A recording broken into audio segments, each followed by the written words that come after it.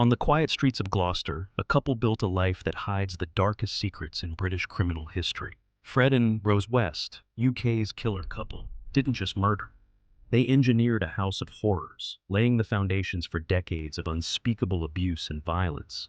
Behind their innocent facades were childhoods shaped by brutality, brain injuries, and incest, creating two predators who not only found each other, but together preyed on the vulnerable and their own family. How did their twisted histories merge into a partnership capable of killing at least 12, and possibly more? The dark truth of Fred and Rose West begins years before the first body, with damage you would never expect to breed a nightmare like this. Fred West was born on September 29, 1941, in Mouchmarkel, England, into a family that could have been ripped straight from a horror show. His parents, Walter and Daisy West, were dirt poor and, according to people who actually knew them, about as ugly on the inside as they were on the outside. And that's saying something.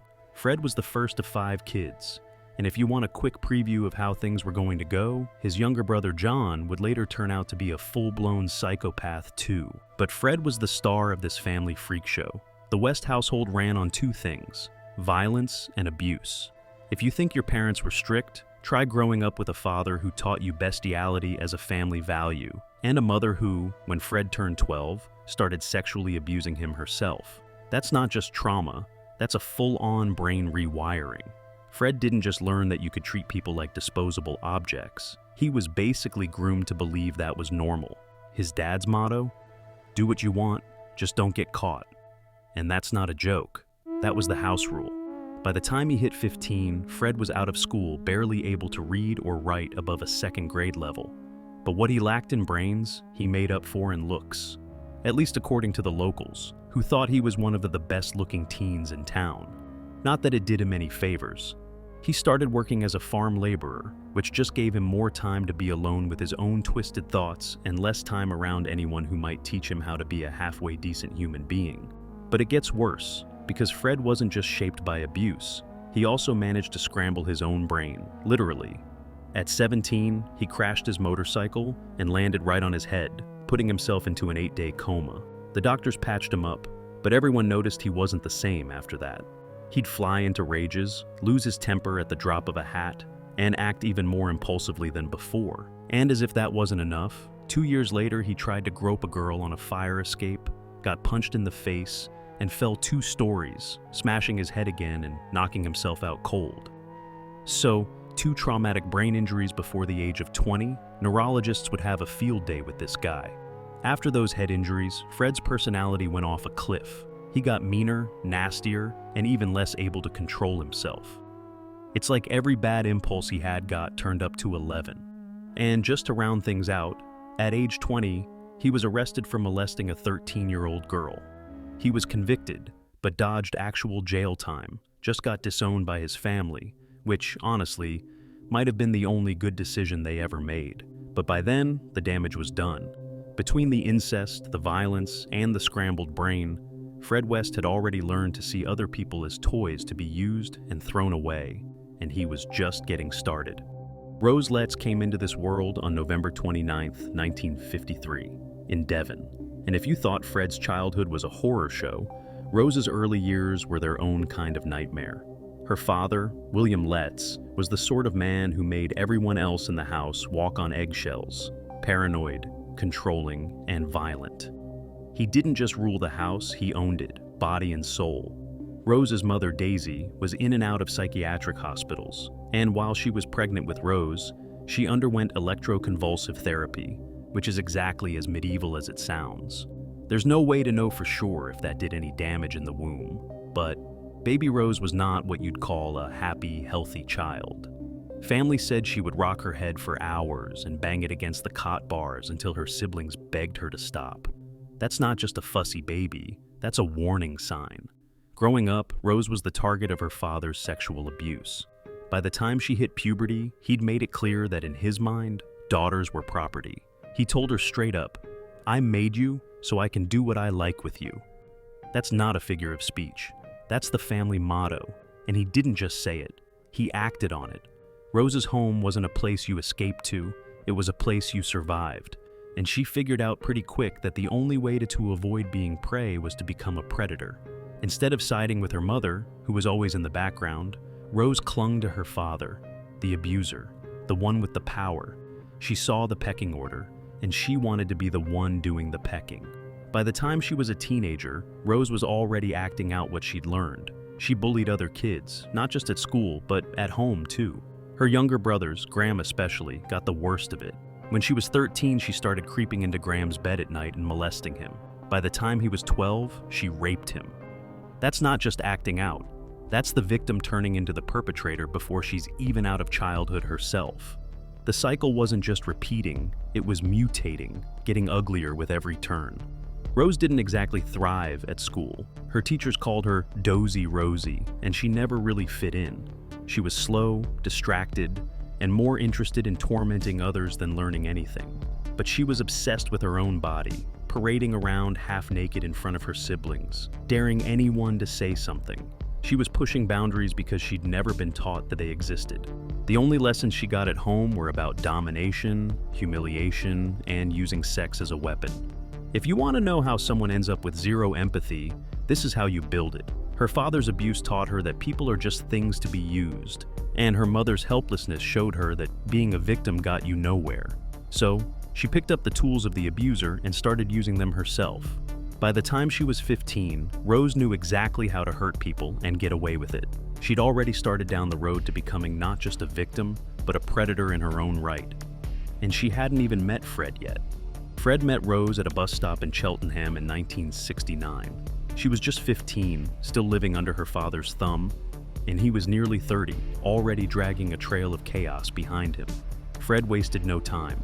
He started showing up at the bread shop where she worked, flashing that cocky grin and laying it on thick. Rose's parents saw through him immediately. Her dad called social services, her mom called him a liar, but none of it mattered. Fred kept pushing, and Rose, who'd spent her whole life learning how to survive bullies, started to see something familiar in him, someone who could teach her to hurt before being hurt. Within weeks, Rose dropped her job to move in as nanny for Fred's 2 kids. She was barely 16, living in a cramped caravan with a man twice her age and 2 kids who weren't even hers. The whole setup was designed to cut her off from everyone else, her family, her friends, even her own routines. Fred isolated her so completely that by the time she realized what was happening, she was already pregnant and totally dependent on him. He'd reel her in with promises, then test her loyalty with little acts of control, what she wore, who she saw, what she did with her body. Rose learned fast. She didn't just put up with it. She started to play along, even to enjoy the power she got from it. Fred had a plan for Rose from the start. He got her involved in sex work almost as soon as she moved in, setting up a system where she'd take clients in the house while he listened in from the next room. He bugged the bedroom, not just to keep tabs, but to get off on the control. Rose was young, but she caught on quick. She didn't just accept Fred's games. She started running some of her own. She'd flirt, tease, manipulate, and Fred loved it. Their whole relationship was built on this twisted feedback loop. The more he pushed, the more she gave back, until you couldn't tell where his control ended and her choices began. By the time they married in 1972, the power dynamic had shifted. Rose wasn't just a victim anymore. She was a willing partner, helping Fred lure in vulnerable girls and playing an active role in the abuse that would soon escalate to murder. Their house became a fortress of secrets, with listening devices, hidden rules, and a growing sense that nothing was off limits. Together, they built a world where pain and pleasure, control and submission, all blurred together, and everyone else was just a prop in their private show. Charmaine West was just 8 when she vanished from the West household in 1971. Fred was locked up for theft that summer, leaving Rose alone with 3 kids and a temper that could cut glass. The pressure cooker of that house finally blew. Sometime after a prison visit on June 15th, where Rose brought Charmaine and the others to see Fred, Charmaine was never seen again. Rose told neighbors the girl had gone to live with her mother, but nobody bought it. Shirley Giles, whose daughter played with Charmaine, remembered Rose slamming the door in her face and barking, "She's gone to live with her mother, and bloody good riddance." Fred was still behind bars, which meant Rose was the only adult in the house when Charmaine died. Forensic experts later confirmed it. The girl was killed before Fred ever got out. Charmaine's body didn't get a proper burial. Rose stashed her in the coal cellar until Fred came home. Then he did what he was best at, cleaning up messes. He buried Charmaine's naked body in the backyard, right up against the back door of their flat at Midland Road. When police finally found her in '94, decades later, her skeleton was missing kneecaps, fingers, and toes. The experts said those bones were probably kept as trophies. That kind of detail wasn't a one-off. It would become a signature move in the West's later crimes. Just a couple of months later, Fred's first wife, Rena, showed up looking for her daughters. She was last seen visiting Fred's family in Much Markle, desperate to find out what happened to her kids. Instead, she ended up buried in a field at Kempley, not far from where Fred grew up. When police dug her up, her remains were scattered and dismembered, with a length of metal tubing buried alongside her. The cause of death pointed to strangulation, likely after being restrained and assaulted. Rena's grave was just 15 miles from Gloucester, close to where another victim, Anne McFall, would also be found. These two murders set the blueprint: violence inside the home, dismemberment, and burial close to home turf. And with Rose now proven to be just as deadly as Fred, the stage was set for what came next, a killing partnership that would only get more brutal from here. Fred didn't just turn 25 Cromwell Street into a home. He turned it into a custom-built factory for pain. The house itself was 3 stories tall, but the real heart of darkness was down in the cellar, a space Fred personally modified to serve his twisted needs. He started by digging out and enlarging the basement, turning what should have been a storage area into a private dungeon. Wooden beams were installed across the ceiling, not for support, but for hanging ropes and hooks. Victims were suspended from these beams, arms above their heads, left helpless for whatever Fred and Rose had in mind. He didn't stop at the beams. Fred poured concrete floors over shallow, box-shaped graves, each one just big enough to fit a dismembered body. Between 1973 and 1975, 5 women were murdered, mutilated, and buried right there, under the floor. Once the bodies were in, he sealed everything up with a fresh layer of concrete, hiding the evidence in plain sight. The cellar walls were decorated with children's drawings, as if to disguise the horror with a splash of normalcy. But the real purpose of this space was control. Total, absolute control. Fred was obsessed with keeping everything hidden and everyone under his thumb.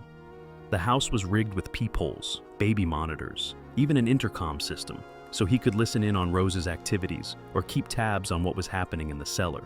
Only Fred and the family were allowed out back, and the lodgers upstairs never had a clue what was happening below their feet. The cellar wasn't just a room, it was a machine, built piece by piece for torture, sex, and murder.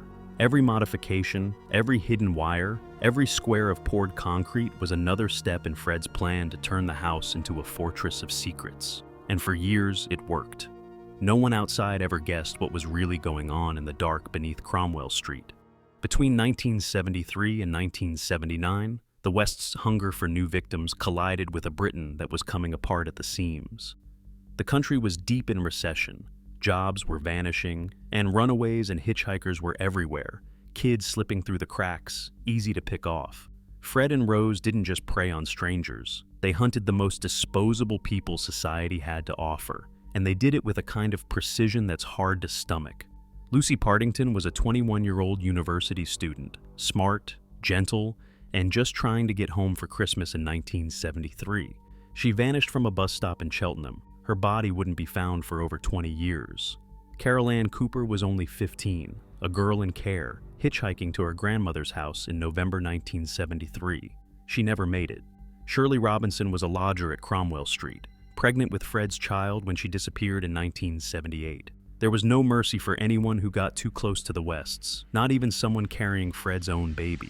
Most of the victims weren't just faces and missing posters. They were daughters, sisters, and friends. But they were also invisible to the systems that should have protected them. The Wests targeted girls who had fallen through the cracks, runaways, kids from care homes, hitchhikers, girls with no one to come looking for them. The way Britain was set up back then, if you slipped out of the system, you might as well have been a ghost. Inside Cromwell Street, terror wasn't just for the outsiders. Heather, Fred, and Rose's own daughter, was growing up in a house where girls disappeared and no one asked questions. The message was clear. If you spoke up or stepped out of line, you could end up just like them. For the West kids, the threat wasn't just outside, it was waiting in the walls, under the floorboards, in the silence after another girl went missing. Police didn't just show up at 25 Cromwell Street on a hunch. They had a warrant in hand, and a tip from a social worker who'd heard one too many dark jokes about Heather West being under the patio. On February 23, 1994, officers started digging in the back garden, still not sure if they were about to uncover a tragic family secret or just a bunch of old rubbish. But they kept going, and by the 26th, the search turned from routine to nightmare. Underneath the concrete, they found human remains. Heather West, missing since 1987, wasn't just a rumor anymore. She was real, and she'd been there the whole time. That first grim discovery didn't just answer one family's question. It kicked off a full-scale excavation that would swallow the entire house. Detectives realized they weren't just looking for one missing person. They were standing on top of something much bigger, a mass grave right in the middle of an ordinary English neighborhood. The garden became a crime scene, and the West's secrets were about to come pouring out, one shovel at a time. 9 bodies turned up in and under 25 Cromwell Street, each one a record of what Fred and Rose really did behind those closed doors. The cellar wasn't just a place to hide evidence. It was a graveyard for women and girls who'd crossed their path. Forensic teams found bones missing. Kneecaps, fingers, toes, like Fred and Rose needed souvenirs. As the digging continued, the police realized this wasn't just about Heather or a missing lodger. This was systematic, and it stretched back decades. Fred West was charged with 12 murders. But before he could face a jury, he hanged himself in his prison cell on New Year's Day, 1995. No note, no apology, just one last act of control, taking the truth with him. That left Rose alone in the dock. She pleaded not guilty, tried to play the innocent, but the evidence was stacked a mile high. Survivors took the stand. Janet Leach, the appropriate adult who had sat through Fred's confessions, described how Rose's name kept coming up, how she was never just a bystander. On November 26, 1995, Rose West was found guilty on all 10 counts of murder and sentenced to life in prison. No chance of parole, ever. The court called it a whole life order. For the families of the victims, it wasn't justice, but it was the closest thing they'd get. And for the rest of Britain, it was the end of a nightmare that had been hiding in plain sight for over 20 years. Between 1967 and 1987, the Wests killed at least 12 young women and girls, 9 of whom were found buried at 25 Cromwell Street. Official court documents confirm Rose West's life sentence was handed down on November 26, 1995, while Fred West died by suicide on January 1, 1995, before he could stand trial. Despite extensive police investigations and over 1,000 witness statements, some victims remain unidentified, and questions about the full extent of their crimes persist. Several files remain sealed, and the true number of victims may never be known. The West case exposed serious failures in social services and police oversight, leading to policy reforms in child protection and missing persons investigations. Today, the legacy is a reminder of the need for vigilance and systemic accountability. As the court transcript stated, the depravity of these crimes defies comprehension.